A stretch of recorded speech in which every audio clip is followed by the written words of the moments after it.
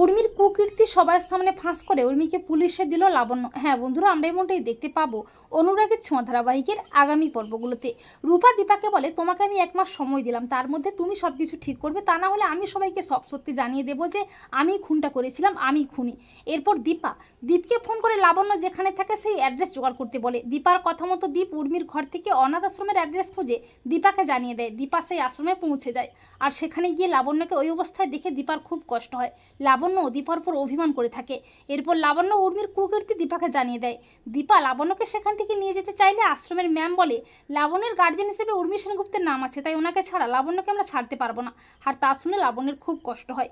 দীপা অনেকগুলো টাকা দেয় বাচ্চাদের জন্য। এরপর আশ্রমের ম্যাম উর্মিকে ফোন করে জানায় কেউ একজন লাবণ্যের সাথে দেখা করতে এসেছিল।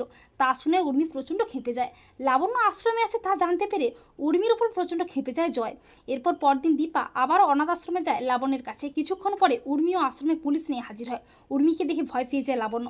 উর্মি বলে, অফিসার, লাবণ্য আমাদের বাড়ির মেয়ে, আর এই মহিলা বারবার বিনা পারমিশনে আশ্রমে ওর সাথে দেখা করছেন, ওকে নিয়ে যেতে চাইছেন। তখন আশ্রমের মহিলারা বলে, স্যার, ওই ম্যাডাম খুবই ভালো মানুষ, বাচ্চাদের জন্য খেলনা এনেছেন, অনেকগুলো টাকাও দিয়েছেন।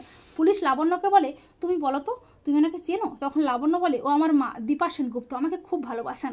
আর ওই মহিলা দীপদাতার মা, ও আমাকে খুব বকে, আমাকে কথাও শোনায়। একদিন আমাকে জোর করে এই আশ্রমে দিয়ে যায়, কেউ আমাকে দেখতেও আসে না। মাঝে মধ্যে দীপদাতার মা আসতো, এখানে কিছু টাকাও দিয়েছে তো, তাও আবার যখনই আসতো আমাকে কথা শোনাতো, মারধরও করতো। তা শুনে সবাই অবাক হয়ে যায়।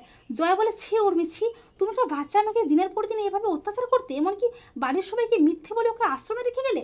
উর্মি বলে, যা করেছি বেশ করেছি। তখন দীপা উর্মিকে একটা ঠাঁটিয়ে চড় কষিয়ে বলে, অফিসার, ও যে অন্যায় কাজ করেছে তার জন্য ওর উপযুক্ত শাস্তি হওয়া দরকার।